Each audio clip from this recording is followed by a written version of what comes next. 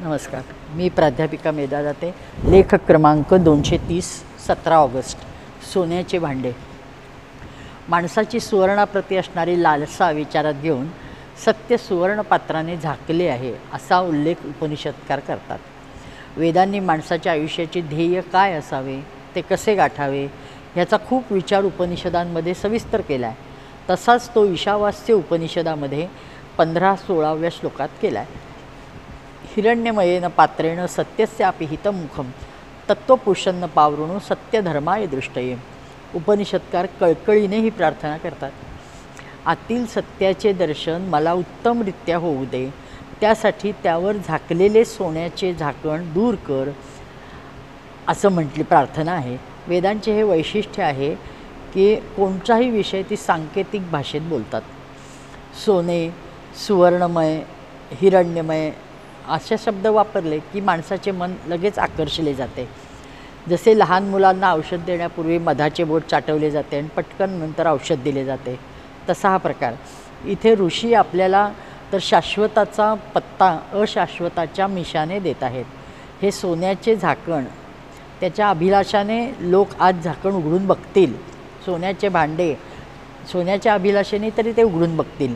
आणि आत माया, मोह, लोभ, क्षणिक सुख, हाव म्हणजे हे सोन्याचे भांडे. हे क्षणिक सुख देणारे आहे. हे पुण्य वाढणारे नाही, पुण्य वाढवणारे तर बिलकुल नाही, सत्वगुण वाढवणारे नाही. अंततोगत्वा हे फोल आहे, निरर्थक आहे. आणि खरे सोने म्हणजे सत्यदर्शन. म्हणजे सत्य म्हणजे प्रत्येक गोष्टीचा गाभा काय हे विवेकाने जाणणे. आपल्याला मस्त चमचमीत खायला हवे असते, तलम वस्त्र परिधान करायला हवे असते, घरात सगळ्या सुखसोयी हव्या असतात, उत्तम सहप्रवासी हवा असतो, कर्तबगार मुले मुली हव्या असतात, थोडाफार जमीन जुमला हवा, सगळा गाडा व्यवस्थित चालण्यासाठी मुबलक धन हवे. आणि हेच ते सोन्याचे भांडे. पण किमान पुरुषार्थाने हे हवेच. पण हे हाव थांबवायला हवी. साधा चौरस आहार म्हणजे अपचन, पित्त टाळणे सत्यदर्शन होय. भडक म्हणजे कलकलाट करणारी स्क्रीन सतत डोळ्यासमोर धरण्यापेक्षा सद्ग्रंथ वाचन हे केव्हाही चांगलं. सार्थ अभंग वाचन किंवा कोणतीही ऑटोबायोग्राफी, कुणाचंही चरित्र वाचन हे मन, बुद्धी, शरीर स्वास्थ्य ठेवते, उत्तम ठेवते. हे झालं सत्यदर्शन, डोळ्याचं सत्यदर्शन. सतत कर्कश श्रवणाने कर्णेंद्रिय निकामी होतात. त्यासाठी आपण साधना सरगमचं उदाहरण बघू शकतो की तिचे कान पूर्ण निकामी झालेले आहेत. आपल्याला काय छान वाटते ह्यापेक्षा आपले हित कशात आहे हे पाहणे म्हणजे सत्यदर्शन घेणे होय. त्या मार्गात पुढे जाण्यासाठी पुढच्या श्लोकात भगवंताला सुंदर विशेषणे लावलेली आहेत. पुषण म्हणजे संपूर्ण विश्वाचे पोषण करणारा असं म्हटले. सूर्यनारायणाला उद्देशून म्हटले आहे. एक म्हणजे एकमेवाद्वितीय, ऋषी म्हणजे गतिशील, सर्वत्र पाहणारा, यम म्हणजे नियंत्रक, आणि तुझी हजारो प्रकाश किरणे समेटून घे, तुझे दर्शन होऊ दे. लख प्रकाशाने आमचे डोळे दिपत आहेत.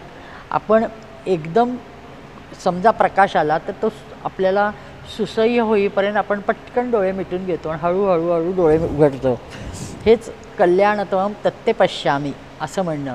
तुझं शुभरूप दाखव, पवित्र दाखव, कल्याण करणारे दाखव.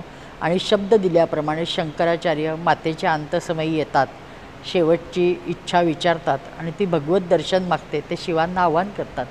म्हणजे बिभत्स रूपाबद्दल सांगते की आपल्याला कसं कल्याणमयी आणि सुंदर रूप पाहिजे असतं.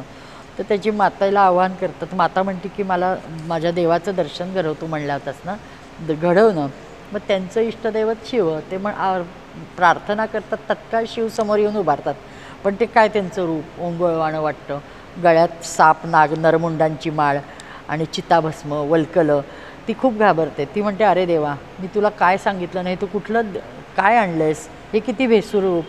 मग ते चतुर्भुज नारायणाला प्रार्थना करतात आणि त्या सरशी नारायण तत्काळ श्यामसुंदर माता लक्ष्मीसह आयुधांनिशी प्रकटतात. आणि ती आनंदाने दर्शन घेत शंकराचार्यांच्या मांडीवर समाधानाने डोळे मिटते, प्राण सोडते.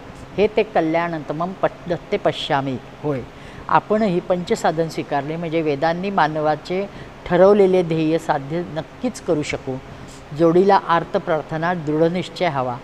धन्य सत्याचा आग्रह आणि धन्य सत्यव्रते. नमस्कार.